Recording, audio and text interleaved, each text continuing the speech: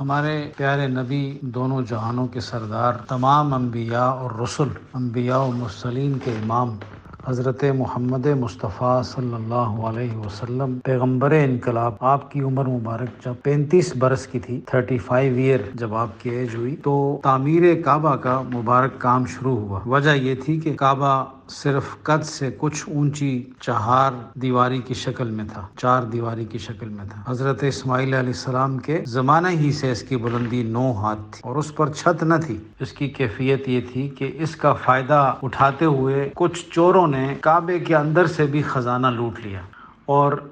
پھر اس خانہ کعبہ کی تعمیر پر کافی وقت گزر چکا تھا اور تعمیر خستگی کا شکار ہو چکی، دیواریں پھٹ رہی تھی۔ تو پھر اسی سال زوردار سیلاب آیا جس کے بہاؤ کا رخ خانہ کعبہ کی طرف بھی تھا، اور اس سیلاب سے بھی خانہ کعبہ کی دیواروں کو نقصان پہنچا۔ اس لیے سب اہل مکہ نے، جنہوں نے ابھی کلمہ نہیں پڑھا تھا، اسلام سے محروم تھے، لیکن کعبہ کی احترام پھر بھی کرتے تھے، کعبہ ان کی ریونیو کا ذریعہ بن چکا تھا، بتوں کی آماجگاہ بن چکا تھا، تو انہوں نے کعبہ شریف کو دوبارہ تعمیر کرنے کے لیے فیصلہ کیا۔ اس موقع پر قریش نے یہ متفقہ فیصلہ کیا کہ خانہ کعبہ کی تعمیر میں صرف حلال مال، حلال رقم ہی استعمال کریں، غلط ذرائع سے کمایا ہوا مال خانہ کعبہ پہ خرچ نہیں ہوگا۔ خانہ کعبہ کی تعمیر میں حضور علیہ السلام نے بھی حصہ لیا۔ خانہ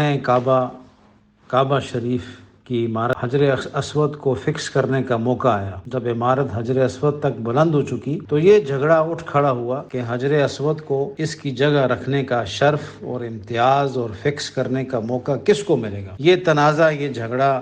4-5 روز تک جاری رہا۔ پھر آہستہ آہستہ اس قدر یہ جھگڑا شدید ہوتا گیا، معلوم ہوتا تھا کہ سرزمین حرم میں سخت خون خرابہ ہو جائے گا، اور جب جنگیں چھڑتی تو پھر وہ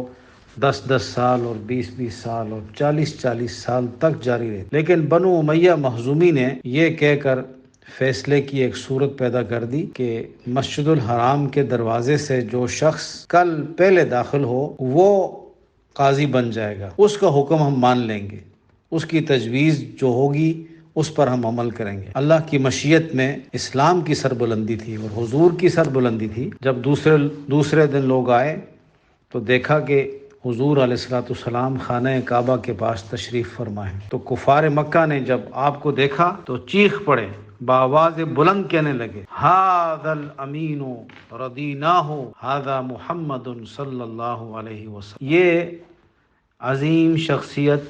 حضرت محمد مصطفیٰ ہیں، یہ الامین الصادق ہیں، ہم ان سے راضی ہیں، ان کے حکم پر ہم عمل کریں گے، ہم حضرت محمد مصطفیٰ کے حکم پہ عمل کریں گے۔ پھر جب آپ اس کے قریب پہنچے تو انہوں نے آپ کو معاملے کی اس پورے قصے کی تفصیل بتائی، تو حضور علیہ السلام نے فرمایا ایک چادر لے کے آؤ۔ ایک چادر لائی گئی اور حضور علیہ السلام نے سارا منظر، سارے سردار، سارے مکہ والے یہ منظر دیکھ رہے۔ آج آپ بھی اپنی قلب کی آنکھوں سے، دل کی آنکھوں سے وہ منظر ذرا دیکھیں کہ حضور چادر بچھا رہے ہیں اور تنازع کو ختم کر رہے ہیں، اور حضور علیہ السلام نے سب قبیلوں کے سرداروں سے کہا کہ آپ حضرات چادر کا کنارہ پکڑ کر اوپر اٹھائیں، اور چادر کے بیچ میں حضور نے حجر اسود کو رکھ دیا، اور سب سرداروں نے، سب نمائندوں نے اس چادر کو اٹھایا، کونوں سے پکڑا۔ جب چادر حجر اسود کے مقام تک پہنچ گئی تو آپ صلی اللہ علیہ وسلم نے اپنے مبارک ہاتھوں سے، دست مبارک سے حجر اسود کو اس کی مقرر صحیح جگہ پر فکس کر دیا۔ یہ وہ فیصلہ تھا کہ جس سے ساری قوم راضی ہوگی۔ اس سے ہمیں سبق ملتا ہے کہ اگر کفار مکہ اسلام سے پہلے بھی،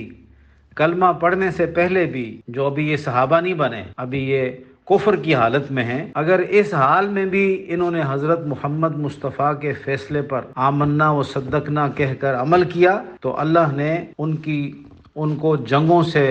بچا کر ان کو امن اور ان کو سیفٹی عطا فرمائی، اور امن اور خوشحالی عطا فرمائی، جھگڑے اور جنگوں سے محفوظ فرما دیا۔ آج اگر مسلمان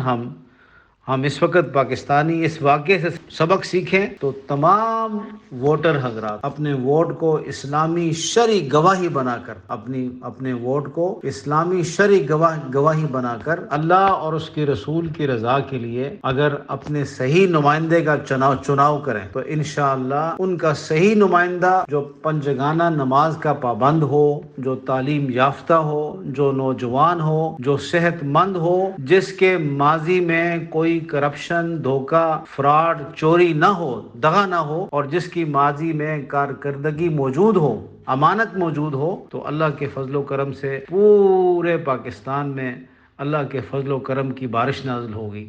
لیکن جب تک ہم ووٹ کو اسلامی شرعی گواہی نہیں، اس کا احساس نہیں کریں گے، گواہی نہیں سمجھیں گے، اور جب تک ہم رشوت دینے اور لینے سے اپنے آپ کو بچائیں گے نہیں، جب تک ہم ووٹ کو سچ اور حق کے لیے گواہی کے طور پر نہیں استعمال کریں گے، اس وقت تک اللہ اس قوم پر، اس ملک پر اپنا فضل اور کرم نہیں فرمائے گا۔ آج 60-70% ایسے پاکستانی ہیں جن کو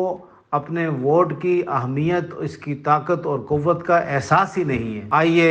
ہم سب مل کر پاکستان کی آن اور شان اور اس کی خوشحالی کے لیے، اس میں امن کے لیے، اس میں خیر کے لیے، سیکورٹی کے لیے،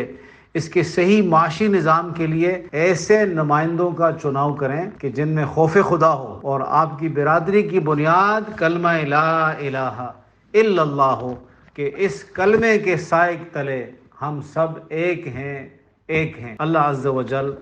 ہمیں بھی حضور علیہ الصلوۃ والسلام کی اطاعت اور غلامی کی توفیق عطا فرمائے۔ جو حضور کا غلام ہے وہ آزاد ہے، اور جو مال اور دولت اور لالچ اور طمع، رشوت اور غیروں کا غلام ہے وہ کبھی بھی آزاد نہیں ہو سکتا۔ ان غلاموں نے ساری قوم کو غلام بنا کے رکھا۔ آئیے آزادی کی طرف خود بھی آزاد ہوں اور اپنے ملک کو بھی آزاد کرائیں۔